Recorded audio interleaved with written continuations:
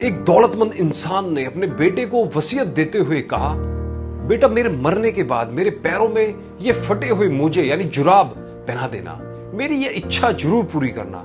पिता के मरते ही नहलाने के बाद बेटे ने पंडित जी से पिता की आखिरी इच्छा बताई। पंडित जी ने कहा, हमारे धर्म में कुछ भी पहनाने की इजाजत नहीं है, पर बेटी की जिद थी कि पिता की आखिरी इच्छा अवश्य पूरी होनी चाहिए।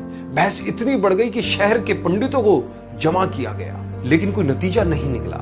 इसी मोहल्ले में से एक व्यक्ति आया और आकर बेटे के हाथ में पिता का लिखा हुआ खत दिया, जिसमें पिता की नसीहत लिखी थी। मेरे प्यारे बेटे, देख रहे हो, दौलत, बंगला, गाड़ी और बड़ी बड़ी फैक्ट्री और फार्म हाउस के बाद भी मैं एक फटा हुआ मोजा तक नहीं ले जा सकता।